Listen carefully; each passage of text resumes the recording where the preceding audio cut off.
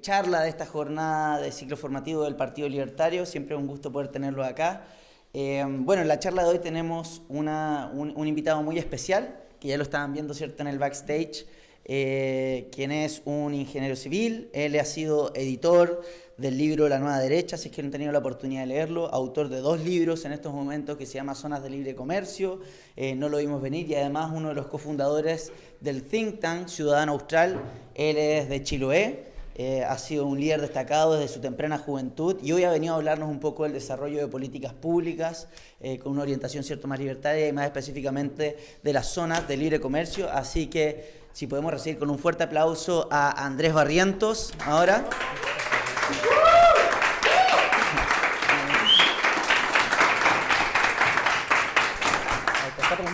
Ya, ¿te aprendió? Ahí está, sí. Perfecto. Ya, muchas gracias, Ítalo, por la invitación y un gusto estar acá con ustedes. Creo que es la segunda vez que estoy con personas del Partido Libertario y bueno, me honra estar acá. Ítalo me comentó en estas conversaciones de café hace unos meses atrás esta intención de hacer unas jornadas de formación para hablar de distintas temáticas de interés, en temáticas públicas. Y precisamente lo que me pidió fue hablar de una aplicación práctica de lo que podría ser nuestras ideas asociadas a los principios de la sociedad libre en políticas públicas, ¿ya? Y para eso yo traje un par de copias de este libro, que fue un libro que saqué hace un poco tiempo, que se llama Zonas de Libre Comercio, Desafíos para un Chiloé moderno. Escuché ahí que Ítalo me presentó que era de Chiloé y precisamente les quiero contar un poco, porque ahí van a poder leer este libro, les quería contar cómo se gestó esto y el por qué, ¿ya? Para explicar un poco la gestación de ese libro, parte el año 2013, precisamente cuando veíamos este derrotero socialista o colectivista que estamos teniendo en Chile, en el cual no veíamos alternativas para incorporar elementos de libertad en la discusión pública. Entonces, con un amigo que estuvimos juntos en el Liceo de Castro, dijimos, mira, la mayoría de los think tanks o los centros de pensamiento asociados a la sociedad libre, ya sea insertos o que asesoran a los partidos políticos o en el Congreso, están principalmente en la capital, en Santiago de Chile. Y bueno, como somos de Chiloé, decidimos armar una fundación, se llama Fundación Ciudadano Austral, precisamente para llevar las ideas de la libertad a lo que nosotros en ese momento diagnosticamos que eran ideas que no habían llegado a esos lugares. Entonces, así se gesta Fundación Ciudadano Austral, llevar las ideas donde antes no habían llegado.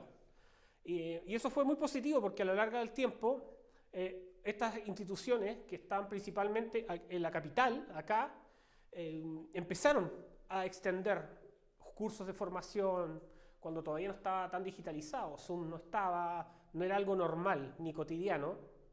Entonces, en eso, entre reuniones, en qué cosas hacíamos bien, qué otras mal, o cómo íbamos avanzando en pedir colaboraciones, etcétera, con profesores, las instituciones principales empezaron también a hacer actividades en regiones. Y eso es muy positivo en cierta medida porque desde nuestra institución partimos en Chiloé, nos expandimos a la región de los lagos, a Puerto Montt, Puerto Varas, fuimos una cantidad enorme de veces también a Punta Arenas, a Puerto Natales, y eso también mostraba que hay muchos jóvenes que están buscando esa identidad o buscando también que sus ideas asociadas a la libertad puedan expresarse en algún espacio.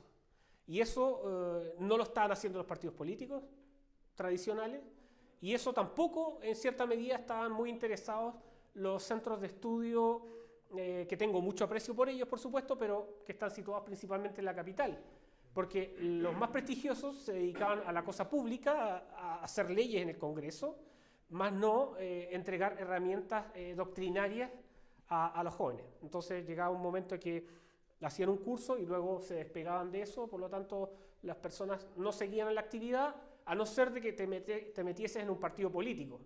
Y muchas veces hay personas que no nos gusta militar en un partido político y nos gusta desarrollar nuestras ideas y el pensamiento independiente de otra manera. Unos optan por una vía, por otra, etc. Esa es la introducción más o menos algo larga del por qué llegamos a ese libro. Entonces, en esa tratar de influir en lo público, en la discusión pública, veíamos los diarios, decía, vamos a regular la leña. Chiloé, cosa común, todos los políticos salen hablando cuando empieza a aumentar el precio, vamos a regular la leña. Después sale otro, vamos a subsidiar la leña.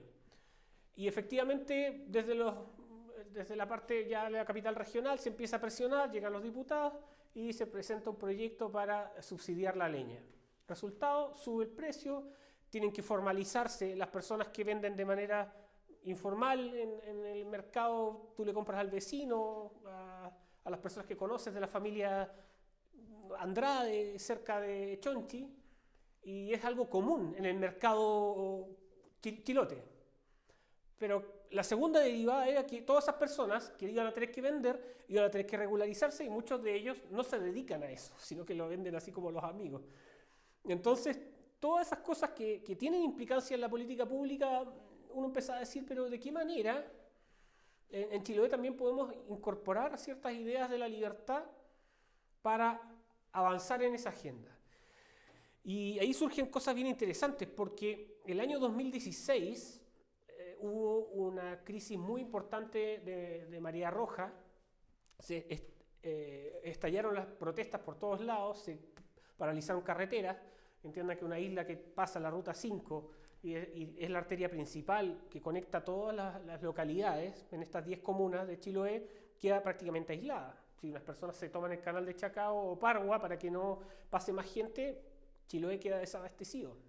Entonces, todas esas cosas empezaron a estallar con las propuestas de los políticos. Entonces, las propuestas de los políticos tradicionales es cuando hay un problema, ya sea ambiental, social o lo que sea, es subsidio, entreguemos dinero por acá, pan para hoy, hambre para mañana. Son los que han leído Hayek, a Mises lo saben.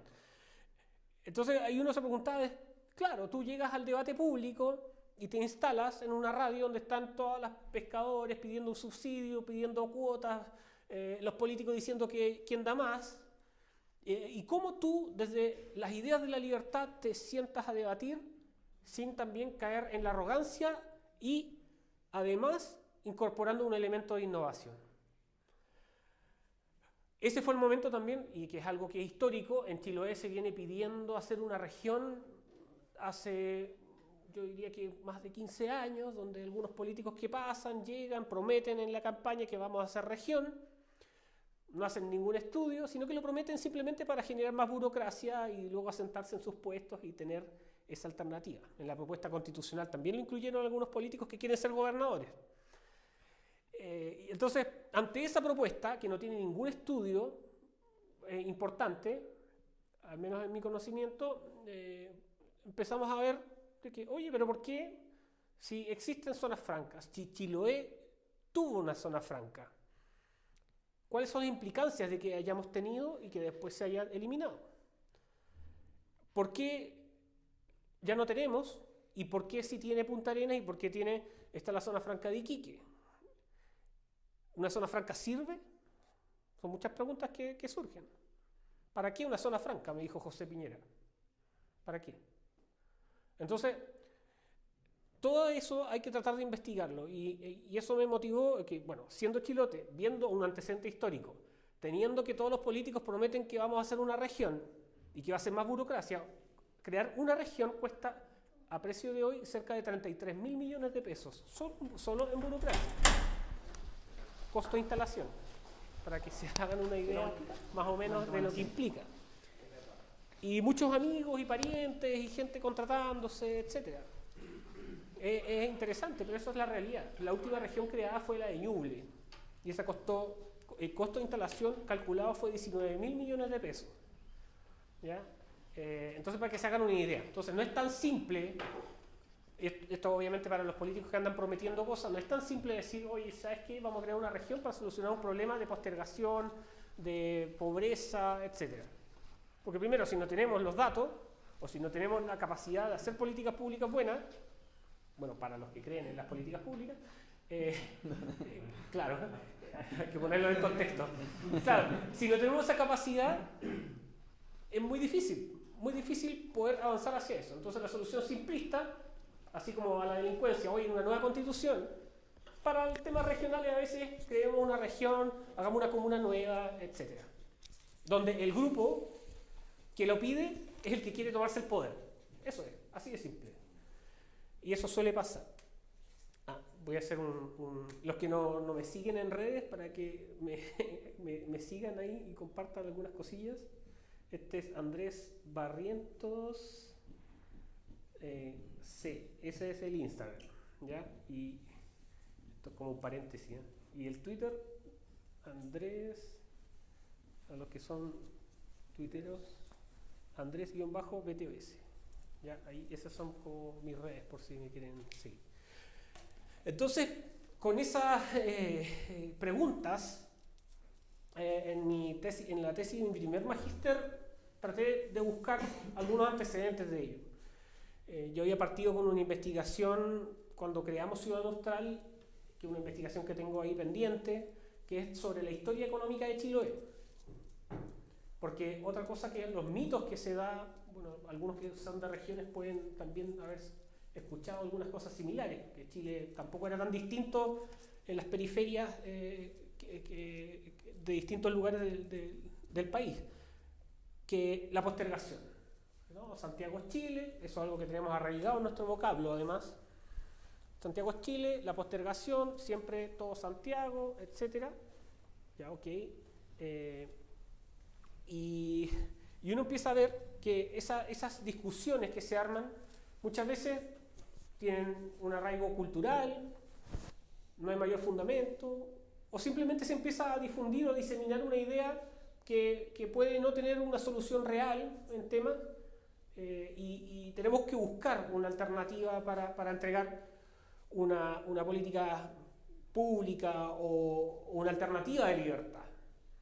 Entonces, en esa discusión en Chiloé pasa que las personas siempre añoran el pasado.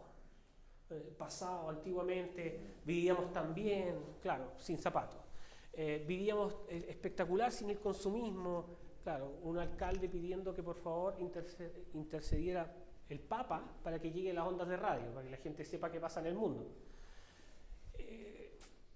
Sin carreteras, sin caminos, la gente se reunía 2 veces, 3 veces al año en distancias de 50 kilómetros. Entonces tú no conocías a tu familia después de un par de años, en mismo Chiloé, en la isla, y te reunías para eventos deportivos, partidos de fútbol locales o eventos religiosos, un bautizo de la guagua o un matrimonio.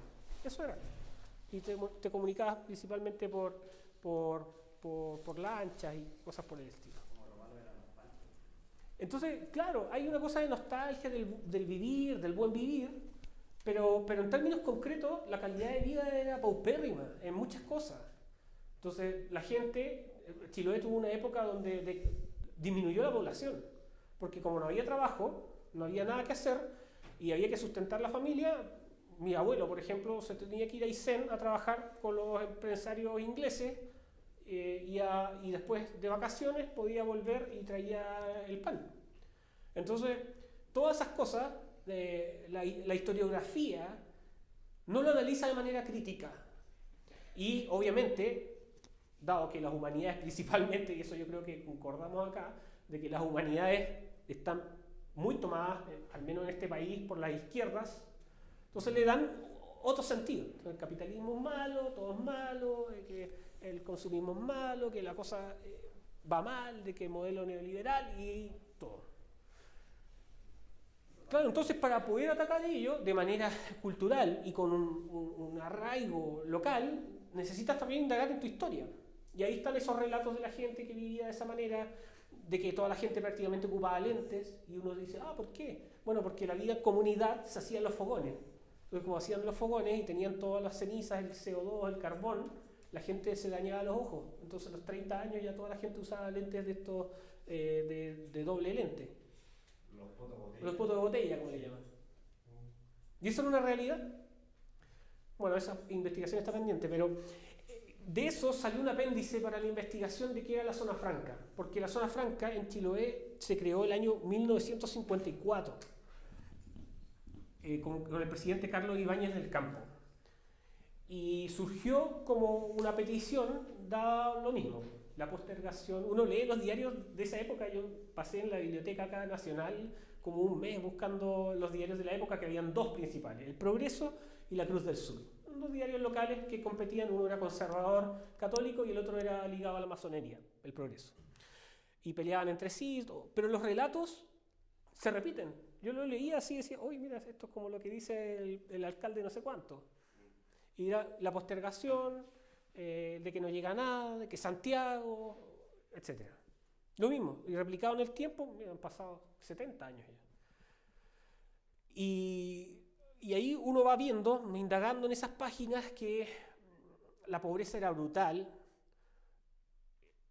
Había un dato que es bien interesante, que en Melinca antes pertenecía al archipiélago de Chiloé, y Melinca decía la noticia, año 1954, decía que por primera vez los niños de Melinca conocían los dulces. Era una noticia random, una caluguita que salía: en Melinca llegan los dulces por primera vez. Y relataba, en ese tiempo habían corresponsales, decía, los niños, mientras escuchan la ceremonia de los políticos diciendo que llegan los dulces y todo, les brillan los ojos porque que dejen de la palabrería para que puedan consumir los dulces. Pero mira, imagínate, en Melinca, la primera vez que llegan los dulces en los años 50, no conocían los dulces los niños. Noticias como esa, y tú buscabas en los diarios y salían infinitas noticias de ese tipo. Y empecé a indagar entre el año 50 y el 60 del por qué se creó la zona franca. Algo de eso lo relato en el libro. Y la zona franca, dado esa postergación de isla, obviamente se generaron políticas tributarias de zona franca para la isla, porque además en ese tiempo teníamos una economía de sustitución de importaciones. Entonces había una oficina de burócratas que ponían aranceles a cada producto. Es como, este es el lápiz X, el lápiz X tiene el arancel no sé cuánto. Un vaso de color amarillo, el vaso de color amarillo de plástico, del material no sé cuánto, arancel tanto. Entonces, habían burócratas que se dedicaban a que cada producto tenga su propio arancel. Entonces imagínate eso en un sistema de libre comercio, o tratar de hacer un intercambio con algún país, tienes que entregarle una sábana. Bueno, eso se sigue haciendo hasta hoy. Cuba tiene listados de productos que tienen aranceles elevados, etc. Claro. Bueno, y hoy tenemos hasta el día de hoy. Sí, claro. Claro. Entonces, exacto.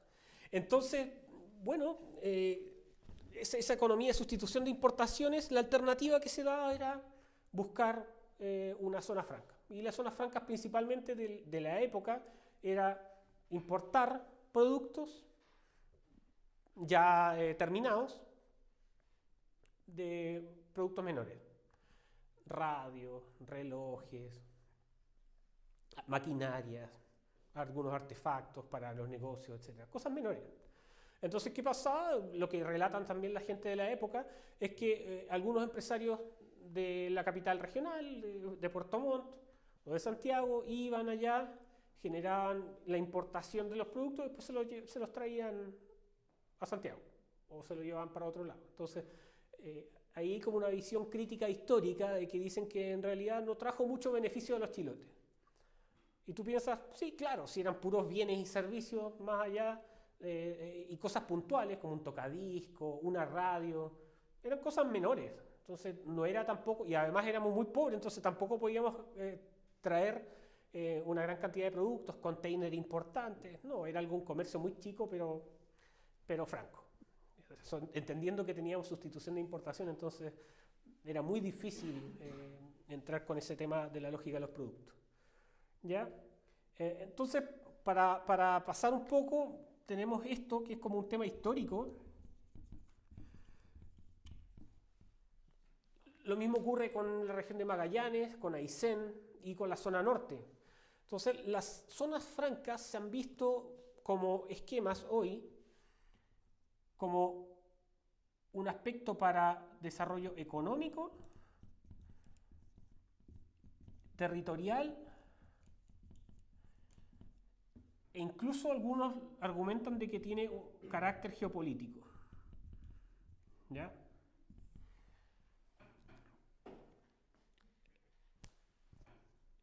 Una de las cosas también que me motivó a estudiar esta materia es si Chiloé no se percibe que hubo mejoras, ¿por qué en otros lugares sí se percibe que hay mejoras? Una pregunta natural de cualquier persona se puede hacer. ¿Por qué en Chiloé no funcionó, por así decirlo? O se quitó el 75 también.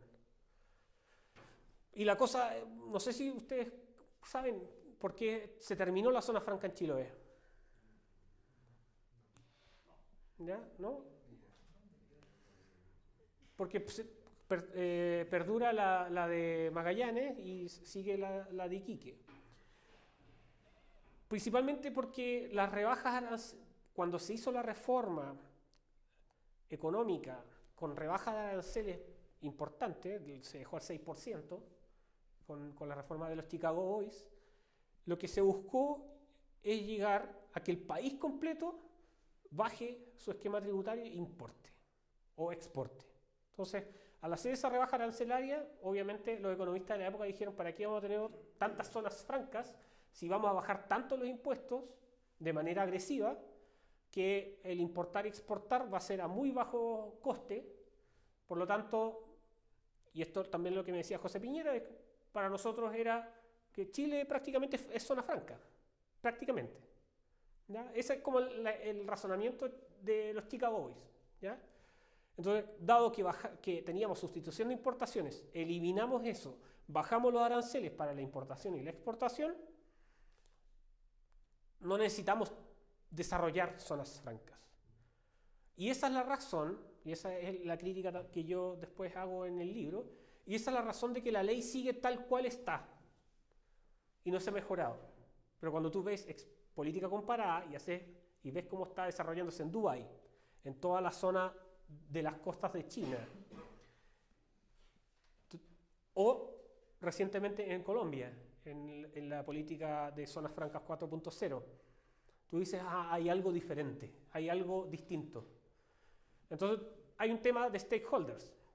Entonces, las partes interesadas en la zona norte y en Magallanes, lógicamente, no quieren o no querrían estratégicamente que proliferen muchas más zonas francas. Por una cosa de interés, obvio. Y en la zona norte, lo mismo. Entonces, hay una cosa de problemáticas comparativas. Y segundo, entonces, tenemos la ley de 1975, cuando se hacen todas las rebajas importantes arancelarias y reformas tributarias y se achica el Estado, se disminuye el gasto público, se elimina la zona franca Chiloé también, quedan las otras porque son pasadas a considerar por Hacienda como zonas extremas, y les voy a contar una anécdota de eso. Entonces, lo que ocurre aquí es que las zonas francas actuales, esto es muy en resumen, las zonas francas actuales son partes interesadas que están en su legítimo derecho, son partes interesadas. Hay desconocimiento de los hacedores de política pública.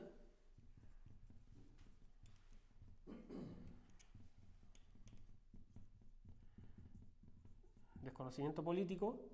Hay partes interesadas. Y esas son como las principales aristas del por qué no se ha avanzado para la mejora de la ley que establece las zonas francas hoy. Y aún un stakeholder muy importante que es Hacienda. Ustedes saben que todos los ministerios del país temen Hacienda, porque Hacienda tiene muchos sectorialistas que saben muy bien los proyectos y a veces hay proyectos que están duplicados y el sectorialista le dice, ¿sabe qué? Mire, este lo está haciendo este otro ministerio, su proyecto no está aprobado. Eso suele pasar, a pesar de la ineficiencia del Estado. Hay gente que sí trabaja muy bien en eso. Entonces, Hacienda obviamente ve como una zona franca como un territorio que no le entrega recursos. Por lo tanto, lo ve como un competidor negativo, entonces no le da el visto bueno, que es algo de la inercia de la cosa pública desde Hacienda. Claro, entonces no ha habido un real interés para hacer esas modificaciones. A pesar de que el año 2017 encargaron un estudio al Banco Mundial para hacer un análisis de la evaluación de las zonas francas actuales, porque esas concesiones duran décadas, entonces se hizo una evaluación. Y justo esa investigación la estaba haciendo de forma paralela y hay algunas conclusiones que estábamos como cercanas en términos de la efectividad de ello. Entonces, para dejarles como la interrogante, esto, a mi juicio, son las tres aristas que tienen paralizado en nuestro país la discusión de la mejora de las zonas francas. Bueno, todavía no empezamos ni a hablar de las zonas francas, pero para poner en contexto, estos tres aspectos yo considero que son como importantes. ¿Cuáles serían las mejoras de las zonas francas? Es que primero, ¿alguien sabe lo que es una zona franca? Como por definición. Una zona libre de impuestos. Ya, pero una zona ¿de qué tipo? Un área territorial libre de impuestos donde hay importación y exportación, ¿no? Por ahí va. Pero es solo con respecto a los aranceles, ¿no? Principalmente, pero no solo eso. Hay otras cosas, por ejemplo, mi hermano está haciendo el servicio en Arica y me comentó que allá, o sea, pasa algo, me contó a mí lo que pasaba en Iquique, que los autos, por ejemplo, podían sacarlos antes cuando llegaban aquí a Chile, algunas cosas.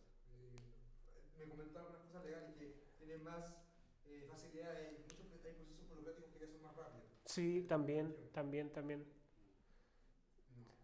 sé si sirve de aporte, pero en Uruguay creo que hay varias zonas francas y una de las condiciones que tienen es que por lo menos den un 75% de empleo a personas uruguayas. Y no sé si tiene relación, hay una isla que se llama Mauricio que está a un costado de Madagascar, que es una isla chiquitita que mide como 3 kilómetros y también en algún momento fueron muy pobres. Y creo que liberaron la zona, no sé si financiero, lo convirtieron en zona franca, no sé, y tuvieron un crecimiento también potencial. No Sí. sé si conoce el caso, pero... Uruguay tiene la primera zona franca de América Latina, a mediados de los años 20, o principios de los años 30. Interesante el caso Uruguay en ese aspecto. Tienen un trabajo súper interesante con el tema del software. Entonces eso también lo ha ayudado harto a... Creo que Arturo Alexandre tenía en mente hacer algo así en Concepción en los años 20, pero nunca fue como simplemente una idea, pero nunca se llevó a cabo. Esa la desconozco de Alessandri, pero... ¿Y cuánto es la diferencia actualmente, por ejemplo, con una zona que no es franca, con una zona franca en términos... Porque yo viví en Iquique toda mi infancia, entonces cuando yo antiguamente sí se notaba la diferencia entre ir a la Sofri que comprar en un mall, por ejemplo, pero después era prácticamente lo mismo. Eso lo vamos a hablar después. Por ejemplo, hoy día, no sé, por ejemplo, bueno, hace tiempo que no hay, pero lo último ya un precio de un televisor en el mall, en Falabella, costaba prácticamente lo mismo que en zona franca. Exacto. Entonces ya no se perdió eso.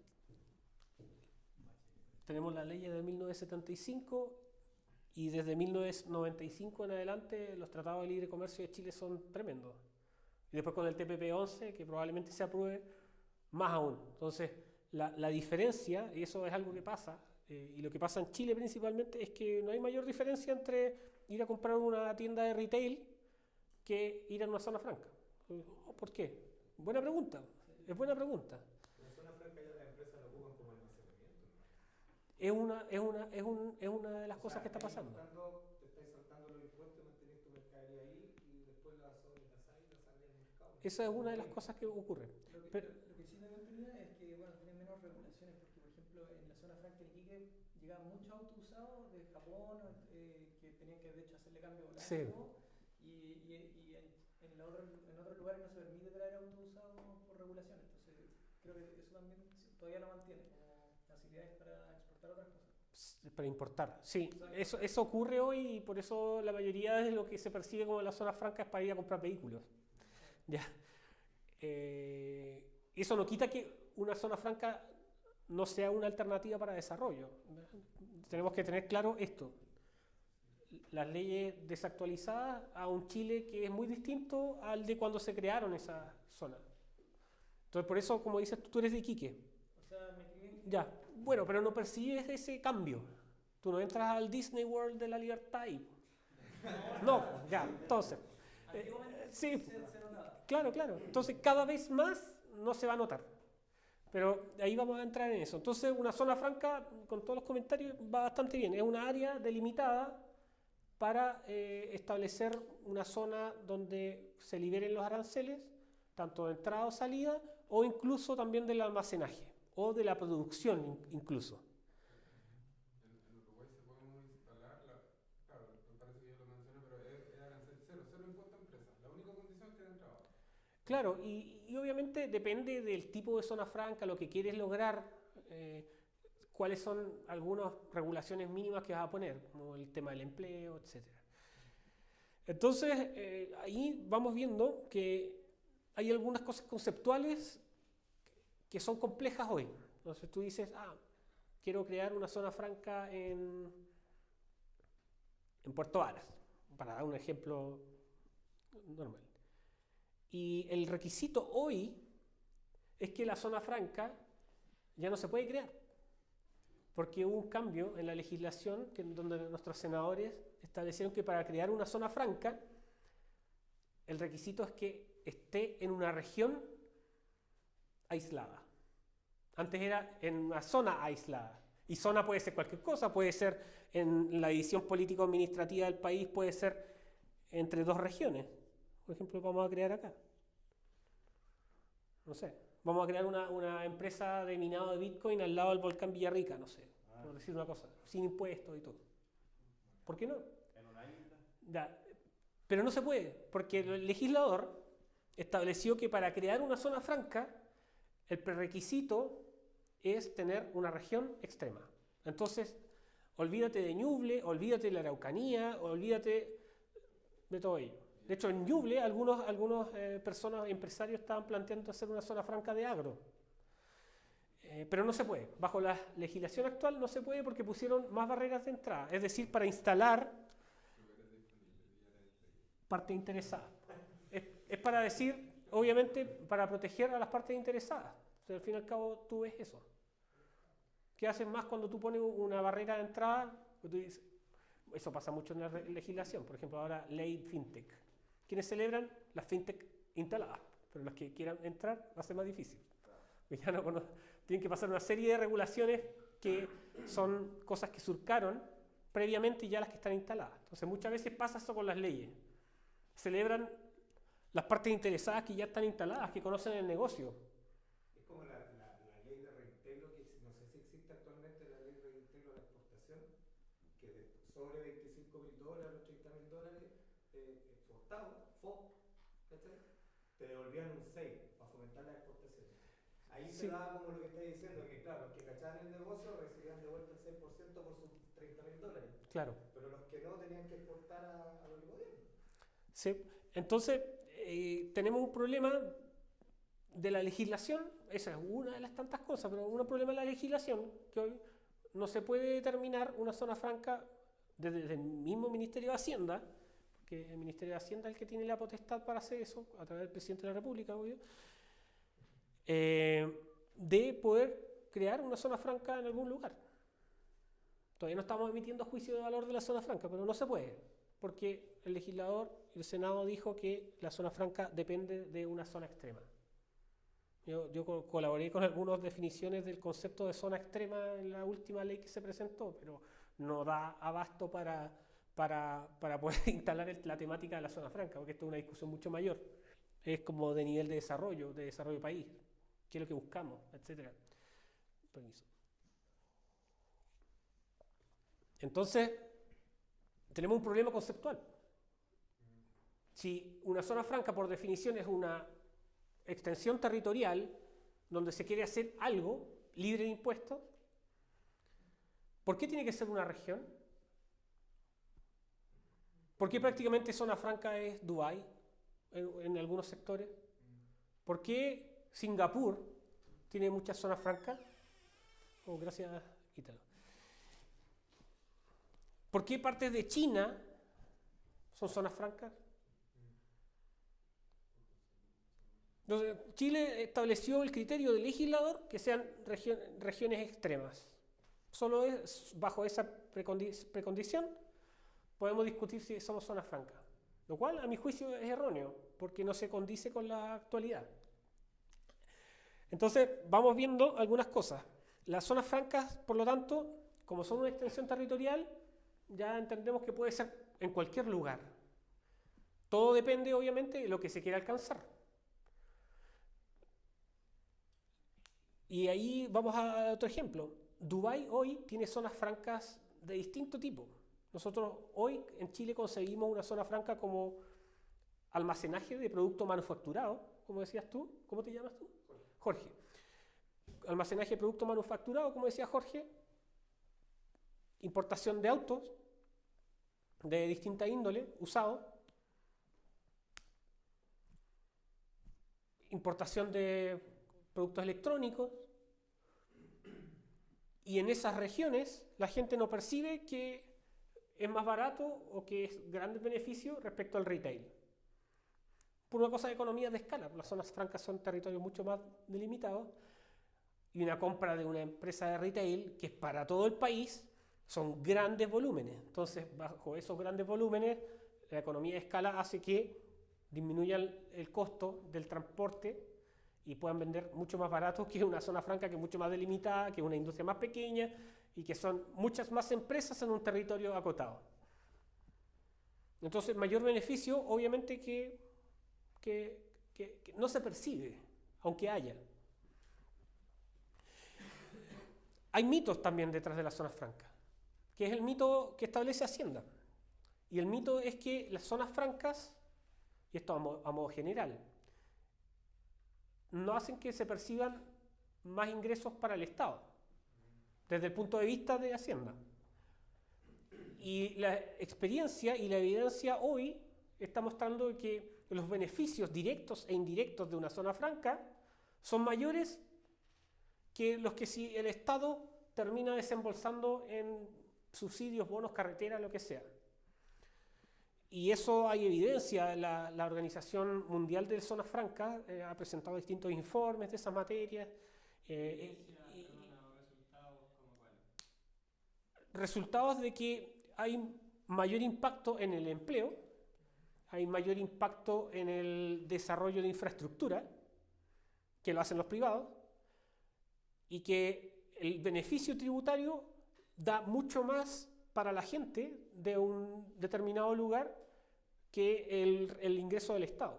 El ingreso del Estado podría ser subsidios para la leña, por dar un ejemplo muy burdo, o entrega de bonos para bono invierno. Claro, con ese beneficio tributario y en el largo del tiempo se entrega mucho más para, entre comillas, la sociedad respecto a lo que puede entregar el mismo Estado. Eso hay informes, de ahí se los puedo compartir también de la Organización Mundial de Zona Franca. Entonces, ese es un mito instalado, ¿ya? Y obviamente los que no creen en el libre mercado se van a meter en y van a tomar ese mito como un mantra y lo van a replicar y replicar hasta impedir cualquier cosa que se pueda desarrollar para mejorar estos 3 puntos críticos que yo detecto al menos. Entonces, Dubái hoy ¿qué tiene? Dubái tiene hoy centros de investigación de salud, desarrollo de investigación biomédica, libre de impuestos, son territorios determinados donde no hay impuesto a la renta. Entonces, ¿qué pasa? Universidades norteamericanas establecen un centro de salud con sus estudiantes de doctorado, los envían para allá, trabajan, desarrollan nuevas medicinas, después patentan esas medicinas y obviamente después las venden y las exportan al mundo y las desarrollan ahí, no pagan impuesto a la renta, por lo tanto, obviamente, tienen que, en esa delimitación de la zona, van teniendo esas personas una competitividad muy alta para poder tratar de llegar allá y tener mayores ingresos y además desarrollar sus actividades libremente. Zonas francas de salud. Hay zonas francas de educación. Hay zonas francas de I+I o de tecnología. Por ejemplo, hay... En videojuegos sí, pero no estoy muy entendido si es que hay algo... Sí. Entonces tenemos de salud, hay de educación, hay de I más D más I. Tienen estrategias también de poder desarrollar como Silicon Valley, hay sedes de Google, de Microsoft, etc. Y lo interesante es que las zonas francas hoy ya no se están concibiendo tampoco como un mero espacio para almacenar productos, como decimos acá, como tú señalabas. Y eso es todo lo que está pasando hoy acá en Chile, siglo XXI. Sino que se concibe como, si está en una zona franca, es la importación, la entrada del producto, el desarrollo del producto y la venta al mundo del producto, o la venta externa o la venta interna. Entonces podría decir que son como zonas así como de probar el producto para luego ya lanzarse al mercado. Claro, es que no solo el almacenaje, es toda la dinámica que se da. Al estar libre de impuestos recibe inversión al tiro porque... Exacto. causa el desarrollo de X cosas. Entonces, si ustedes revisen las zonas especiales de China, por ejemplo. Uno dice, oye, China era súper pobre, ¿y por qué de un rato a otro empezaron a desarrollarse? Independiente de la estrategia estatal que hay, que el mercado está regulado en cierta medida, pero tiene espacios de inversión súper importantes en todas las partes de las costas. ¿Sí? Entonces, esto es sumamente importante, y sobre todo ahora cuando hubo lockdowns y cerraron el mundo, etcétera, porque el nearshoring, que es nearshoring, que es la relocalización de, por ejemplo, estos centros, de distribuirlos en el mundo, se estima que son cerca de 70.000 millones de dólares que están desarrollándose alrededor del mundo. Entonces, como que el centro de almacenaje, de exportación y de desarrollo de productos disponibles que están invirtiéndose hoy por distintas empresas privadas, por supuesto, algunos estados también, para relocalizar. Entonces, hoy el sistema de puertos es sumamente importante. Chile tiene ahora un proyecto que está trabajando con Argentina, Paraguay y Brasil, el corredor bioceánico. Eso es una brutalidad. Nuestros puertos del norte tienen una oportunidad tremenda de que los productos salgan mucho más rápido y no pasen por el canal de Panamá y pasen directamente a través del Pacífico, del Atlántico. Bueno, eso es para un tema aparte, pero entonces todo esto del nearshoring está asociado a las zonas francas, y eso también llevó a que incluso Naciones Unidas, que ustedes pensarán, ¿no? Obviamente es un organismo burocrático y todo. Claro, pero Naciones Unidas diciendo, oye, mira, ¿sabes qué? El mercado mueve el mundo, estamos teniendo explosiones de proteccionismo, entonces empezaron a ver de que las organizaciones privadas, las empresas se estaban organizando y se creó la Organización Mundial de Zonas Francas, que alberga solo en América Latina cerca de 330 zonas francas, en el cual, por ejemplo, en Costa Rica el 8% del PIB está dado por las zonas francas que tiene Costa Rica. Costa Rica es uno de los países más prósperos de entre Centroamérica y América Latina, eso lo saben bien. Y 8% de su PIB depende prácticamente de las zonas francas, y por eso han invertido mucho y han desarrollado esas zonas. De la misma manera, Colombia, que tiene en algunas cosas bastantes avances, en otras no tanto, Colombia, con el presidente anterior, presentó un proyecto de ley para modificar su ley de zonas francas, que es lo que deberíamos al menos hacer acá. Y presentó la ley Zonas Francas 4.0, la pueden buscar después. Zonas Francas 4.0 en Colombia, y así se llama, y se pueden dar cuenta de que hizo muchos de los perfeccionamientos que se cuestionan cuestionan y que algunos cuestionamos de la ley chilena actual para innovar, para desarrollar nuevas alternativas, etc. ¿Y qué más tenemos? Tenemos, bueno, el caso Dubái, el caso chino, las zonas francas que tenemos en América Latina, cerca de 330, el nearshoring, que se estima cerca de 70.000 millones de dólares que están ahí como proyectos de inversión, que eso lleva infraestructura, capital humano, etc. Y la reciente, el año pasado, se creó la Organización al Amparo de Naciones Unidas de las zonas francas, ¿ya? Zonas francas que se llama UNCTAD. Y esa organización alberga 145 economías del mundo y tiene cerca de 7.000 afiliados de zonas francas en ella. Y ahí, entre esto, se emplean cerca de 100 millones de personas.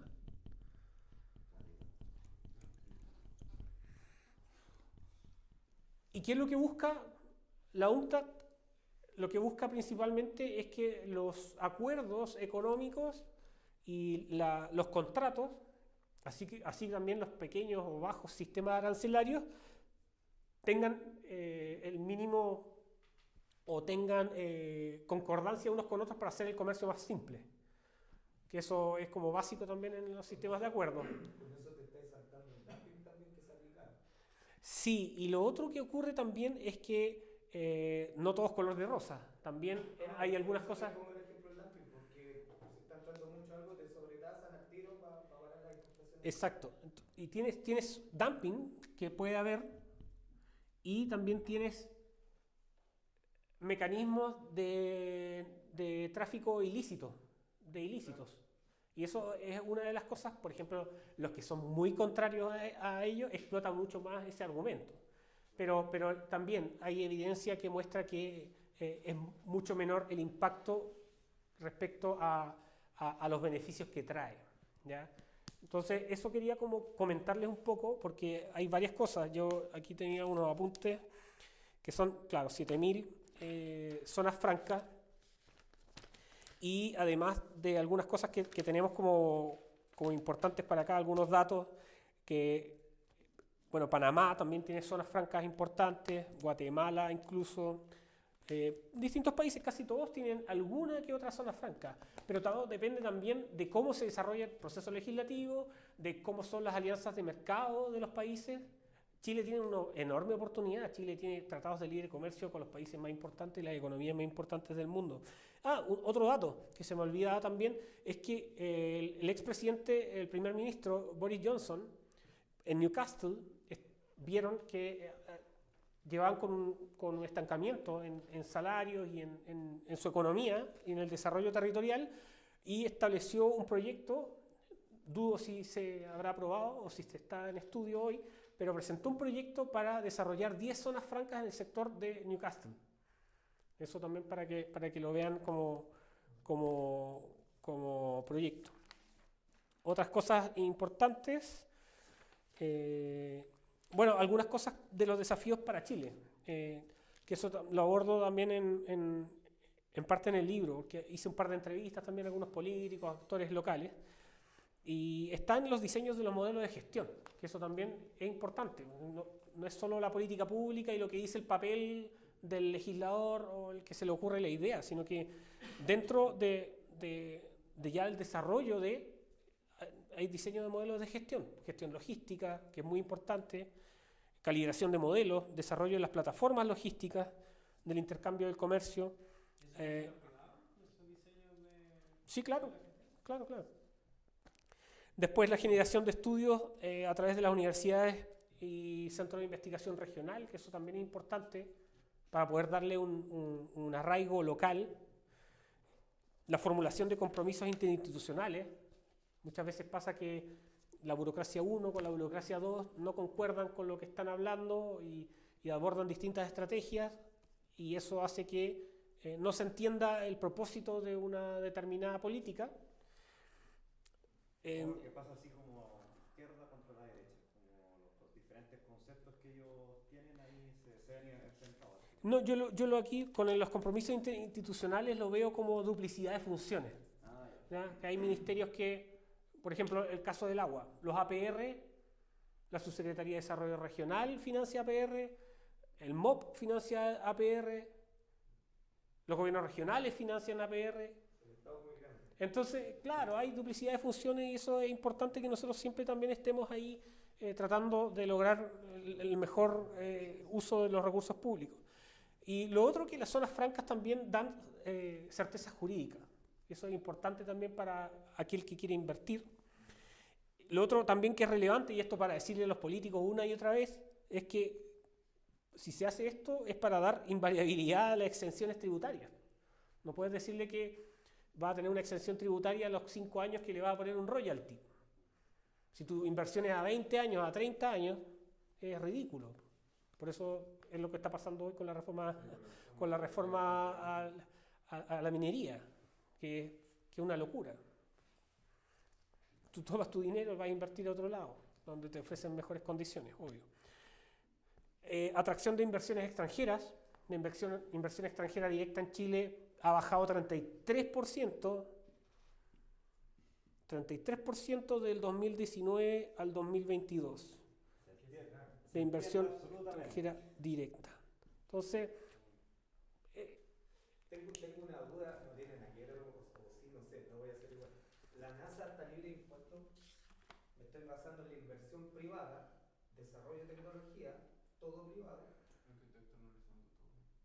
Está libre de impuestos la NASA. es que la NASA es estatal. Yo creo que la NASA es estatal. Pero no, la NASA sí, es como una, claro. Entonces, claro, funciona como una empresa pública y la mayoría de los servicios hoy, dado que apareció Tesla, SpaceX, lo externaliza. Me imagino que deben haber algunas exenciones ahí. Por algo se daban la mano Trump con Elon Musk. Si no creo que sea casualidad. Francas tienen certeza jurídica. Desde el punto de vista constitucional, ¿cómo eso se aseguraría realmente con todo el caos que está ocurriendo en la actualidad? Es que las zonas francas no necesitan bueno, el marco constitucional no establece lo que es una zona franca. Eso está dado que todos los temas tributarios están de la mano del Ejecutivo, eso es lo que dice la Constitución, nada más. Eso es lo que nosotros entendemos, pero ellos no lo entienden de esa manera. ¿Quiénes son ellos? Me refiero al espectro político de izquierda, que quiere una constitución mucho más paternalista, con funciones que realmente no corresponden a una constitución. No, claro. Exacto. Sí, pero claro, hoy esto se ve, dado que el Ejecutivo, el Poder Ejecutivo tiene la potestad del tema tributario, actualmente, eso es obviamente una certeza jurídica, porque tiene que pasar desde el presidente a ser aprobado por diputados y senado para que pueda cambiarse aquello. Y para la creación de zonas francas tienes que hacer un proyecto de ley. Eso, y generalmente son decretos de ley que presenta el Ejecutivo. Y el otro punto que quería comentarles era, entonces, bueno, quedó más o menos claro que esa certeza jurídica, obviamente si tú generas un espacio territorial con ciertos beneficios para desarrollar determinadas materias, en una concesión de tantos años, obviamente eso da certeza jurídica para poder realizar inversiones. Y ejemplos hay. Ejemplo está Dubái, ejemplo está China, ejemplos hay múltiples. Y lo otro, para ir cerrando, y para que podamos conversar un poco más y todo, que es un tema muy amplio además, uno se mete en una pata y abre una nueva rama de temáticas, es el tema del posicionamiento de regiones o el posicionamiento también del país respecto a la competitividad mundial. Entonces, eso es sumamente importante, que eso no, a veces en la discusión pública no se toma en consideración de que si tú no haces una reforma, por más que no te guste, por ejemplo el TPP-11, puede que a algunos no les guste, bueno, espera. Entonces, por ejemplo, si tú no firmas algo, lo va a firmar el otro, por lo tanto, es muy probable que tú pierdas ventajas competitivas. Y, ¿Por qué no? Podría ser. Podría ser. Podría ser. Sí, mira, por ejemplo, ahí tú podrías matar dos pájaros de un tiro. Uno, de que un sector político dice que aquí no se produce el producto terminado, sino que solo exportamos materias primas, que eso es un mito igual, ¿eh? Es un mito igual. Pero, claro, claro, que eso igual es un mito, pero podría avanzarse para allá, ¿por qué no? El tema está en que estas tres partes interesadas, estos tres cuellos de botella, son importantes de concientizar y que nosotros también tengamos en cuenta de que podemos desarrollar ideas innovadoras para la mejora del país. Y yo creo que por ahí va el tema, es interiorizarse, hay muchas temáticas, yo les dejé aquí, lean, esto está en español, la otra mayoría de las cosas están en inglés, pero en las zonas francas 4.0 la ley es súper simple del presidente de Colombia, después cuando ya se ejecute y todo, esto en un periodo largo de años, se va a ver cómo fue lo que se desarrolló.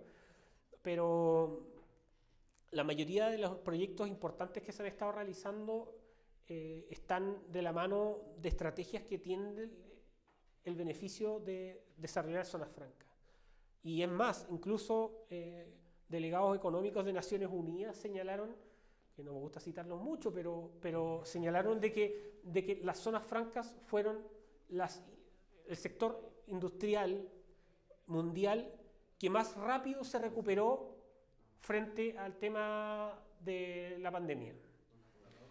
Y eso obviamente siembra también un precedente, porque si estamos hablando de futuras pandemias y todas esas materias, independiente de los juicios de valor que uno tenga de eso, claro, dinámicas que tengan relación con la relocalización, por ejemplo, de la industria, obviamente va a ser sumamente importante para el futuro del país y del continente. Así que... consulta, por ejemplo, con respecto a la zona franca en Colombia, ¿será posible seguirla explotando, por así decirlo, con petro? Es que yo creo que a ver, una cosa son los líderes políticos que llegan y que quieren hacer su agenda, como pasa actualmente, y tienen un marco institucional que se los impide, la camisa de fuerza. Es mejor hablar de camisas de fuerza que bordes, ojo ahí. Porque ahora está de moda hablar de bordes. Oye, tú tienes un borde, piensa en la orilla de la playa. Hay un borde, el máximo que llega, pero cuando sube la marea, pasa el borde. Ojo, porque hay una cuestión semántica que dentro del debate el borde no es la camisa de fuerza que nosotros queremos a los políticos, que se muevan en el ámbito que dice la Constitución y las leyes. El borde es, oye, si yo tengo las manos más abiertas, yo puedo abrirlas un poco más. Es como la línea de un dibujo, si quiere puede salirse la línea. Exacto. Entonces, claro, yo creo que lo que pasa en Colombia, y espero que sea así, no sabría decirlo, pero si no hacen una constituyente nueva, si no hacen un cambio constitucional importante, yo creo que el marco institucional colombiano va a hacer que después los electores lo cambien. Y así suele pasar, al menos en las democracias serias.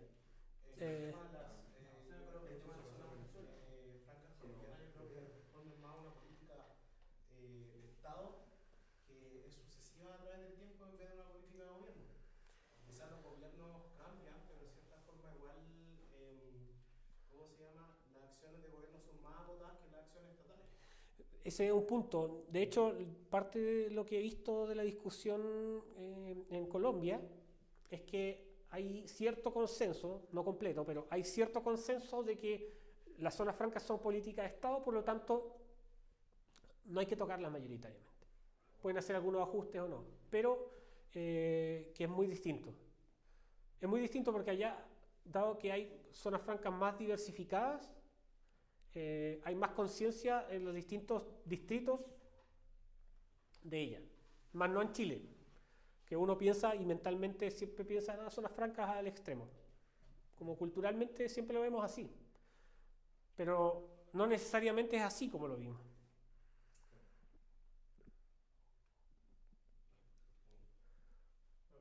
Sí.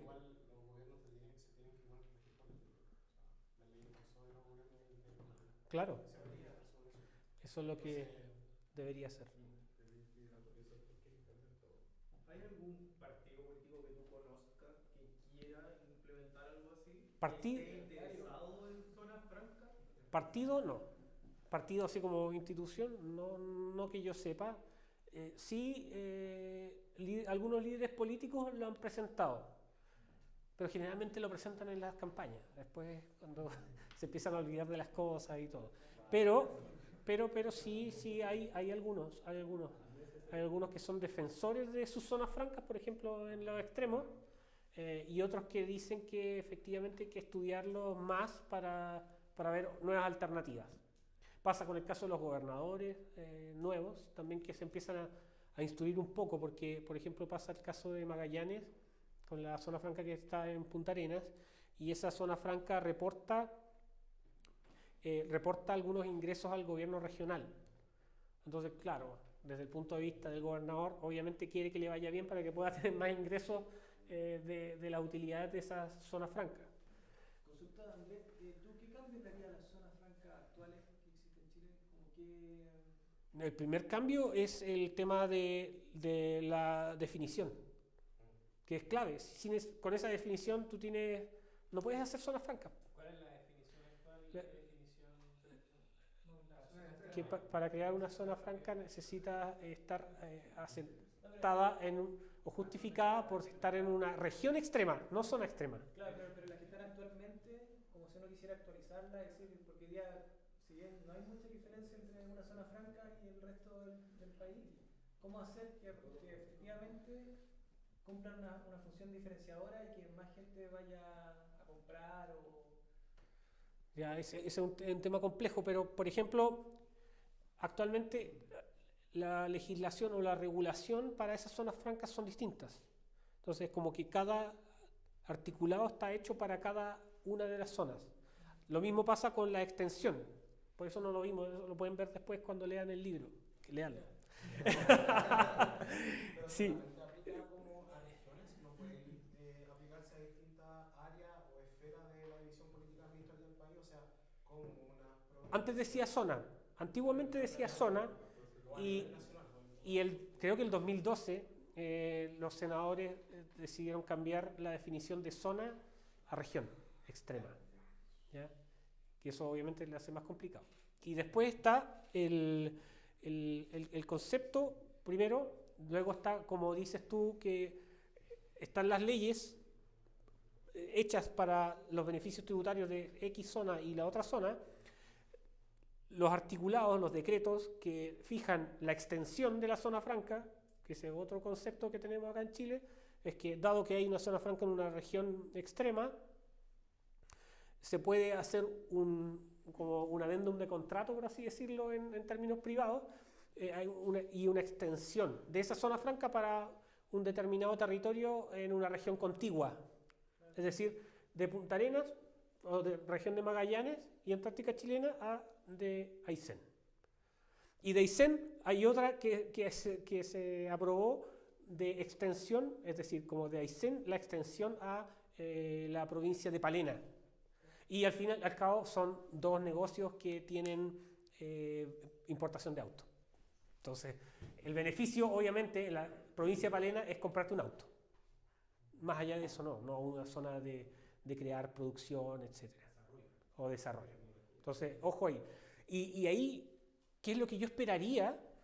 Una ley macro, una ley marco, mejor dicho, una ley marco que establezca los principios fundamentales de lo que puede ser una creación de una zona franca, establecer los parámetros para una determinada creación y que tenga también pertinencia regional. No concibo que solo sea algo que esté arraigado en Hacienda. Entonces, finalmente las zonas francas chilenas existentes son para el intercambio de productos, no hay más beneficio. En gran medida, yo diría en gran medida, no es todo, pero en gran medida. Son zonas francas limitadas. No existe Sí. potencial o querer buscar el desarrollo, no sé, de una zona para desarrollar una industria de...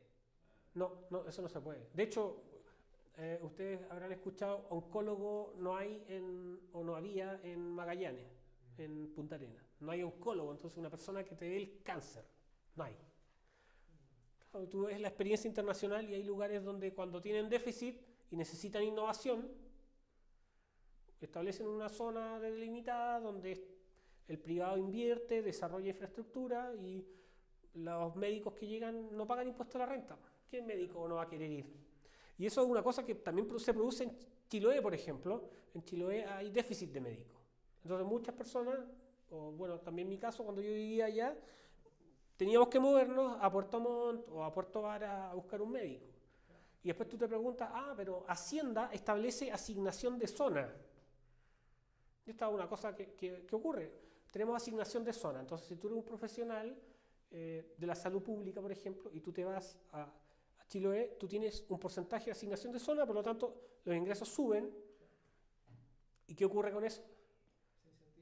Que el privado no entra, porque no saca las cuentas y no le conviene, porque si tiene la gente del sistema público que tiene asignación de zona, los sueldos son tan elevados, el privado no va a poder invertir. Entonces tienes ese desequilibrio que se produce cuando la política pública ya se deja instalada sin una evaluación posterior. O sea, finalmente el subsidio que están entregando para que profesionales migren a zonas extremas, porque no pasa solo con los médicos, pasa con los profesores, con ingenieros, etcétera, está perjudicando el desarrollo en las mismas zonas de instituciones privadas. En muchos casos ocurre así. Por lo tanto, no hay incentivos para que el privado se vaya. Sí.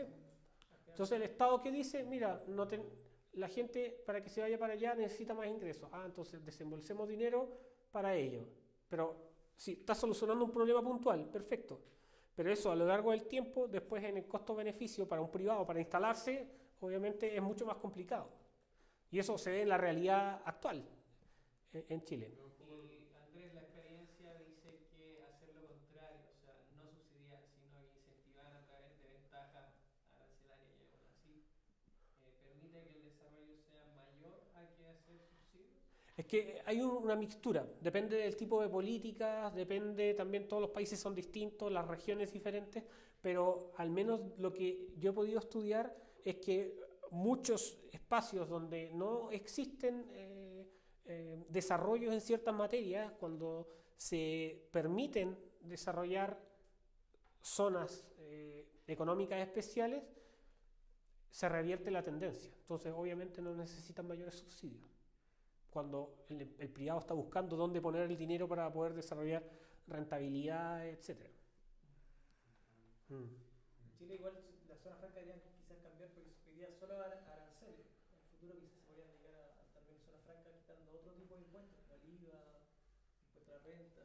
Es que eso es clave, entender que las zonas francas no solamente son zonas de importación, exportación de productos, sino que también es de agregar valor y también de desarrollar el comercio interno y además en distintas materias. Y desarrollar industria, por ejemplo, no sé, siempre se habla en Chile que en la industria manufacturera y todo, quizás se podrían hacer zonas francas quitándole todo tipo de impuestos a determinadas industrias que hoy día no existen prácticamente en Chile. Entonces, ¿cuál es el costo de eso si hoy día no existe, no sé, una industria automotriz, por ejemplo? No sé. Perfectamente podría ser. Obviamente el capital humano y todo, los costos son mayores, pero eso podría estudiarse. Entonces, el llamado es que si tenemos apuestas innovadoras en el mundo, o sea que tampoco hay que inventar la rueda, hay apuestas innovadoras, tenemos un déficit en nuestra legislación.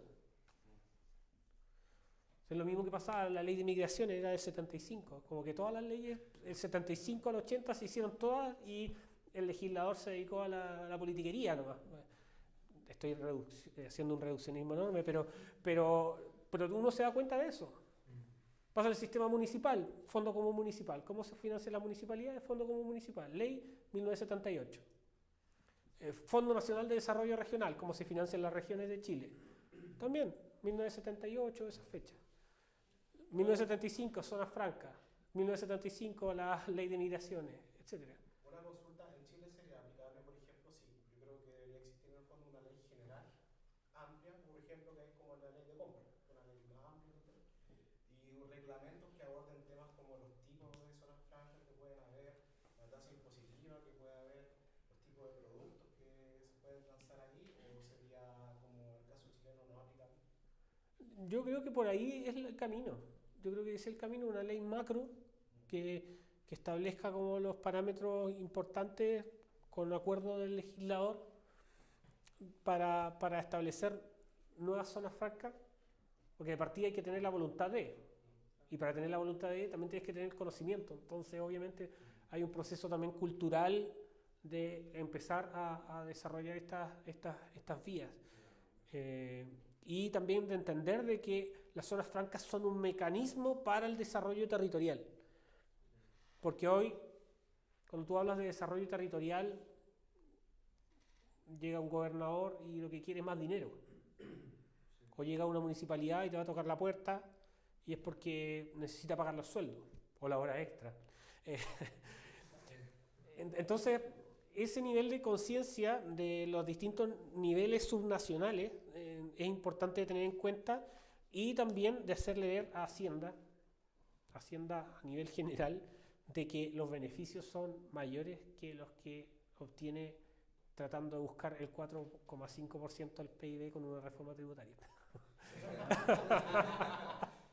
Es que también, lamentablemente, la población, lo he logrado notar cuando he ido a visitar familia a las regiones, que dicen, o sea, bueno, sacan el diagnóstico más o menos limpio de todos los problemas que hay, pero al momento de hablar de cómo se solucionaría, dicen, pucha, ojalá el Estado mandara a construir clínicas, ojalá el Estado construya empresas, ojalá el Estado hiciera esto. O sea, es, lamentablemente tienen internalizado que si el Estado no lo hace, no lo va a hacer nadie. Hay que ser como la Unión Soviética, si el Claro, Estado sí. hace clínica, el Estado hace Es que dicen, no, educación. colegio Sí. Estado, hospital Estado, iglesia Estado, todo Claro. Estado. Entonces no... Hay que darle un buen relato a todo este contenido. Claro, Es importante de todo. que la gente lo comprenda. Claro, de todo esto se puede sacar algunas lecciones importantes también para el marketing, marketing político. Y yo creo que ahí también hay una tarea importante que hacer. No es solo concientizar estas tres cuellos de botella, sino que también las políticas públicas siempre tienen que estar desarrolladas con una conciencia de la gente que va, entre comillas, a percibir el beneficio. Porque si la gente obviamente sustenta ello, va a ser mucho más fácil también de sacar una política. Ya ahora, hoy, más encima que las políticas top-down no son como la lógica, sino que vamos más como a la horizontalidad, eso obviamente también genera nuevos desafíos. Creo que ahí estamos, Ítalo, ¿no? Sí, ahí está. Perdón, chiquillo. Oye, A ver si me pasé. presentación. Aparte, bueno, Andrés, un regalo también para ti. La colonización del mar también del hijo de de David Friedman, nieto de Milton Friedman, también sobre políticas públicas, así que quizás ahí sacas más ideas también con respecto a esto.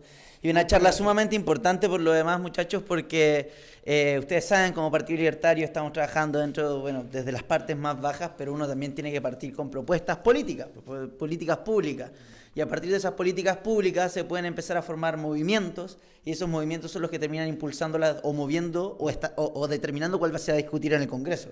Entonces el trabajo de Andrés es súper importante, obviamente todos invitados a leer su libro, Zonas de Libre Comercio. Creo que trajo 2 copias ya por si les interesa, porque si hay algo que nosotros tenemos una ventaja comparativa a la hora de hacer política es en regiones, justamente por ese cierto esta narrativa que hay, que se repite la idea de que están siendo postergados. Entonces si uno va al sur se dan cuenta que en especial ahora, nadie quiere pagar impuestos, todos vienen aparte, todos están con armas, todos están desencantados los políticos, y es el mejor lugar, digamos, para empezar a presentar este tipo de propuestas, para darle mayor independencia, mayor autonomía a esas regiones, y quizás es un lugar en donde podríamos interferir, digamos, influenciar más. Así que muchas gracias, Andrés, un placer haberte tenido por acá. Otro aplauso más si podemos dar.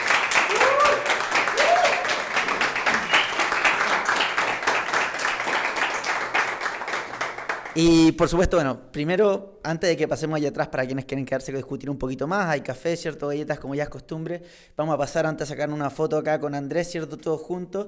Y lo último, para terminar y no hablar tanto, lo que habíamos hablado ayer, digamos, que eso es la idea. Las ideas nacen para solucionar problemáticas, y esto es una problemática que tenemos que solucionar si queremos tener éxito en el futuro, en lo que es la discusión pública, y poder hacer la idea de las zonas de libre comercio o la idea de un mundo más libre realidad.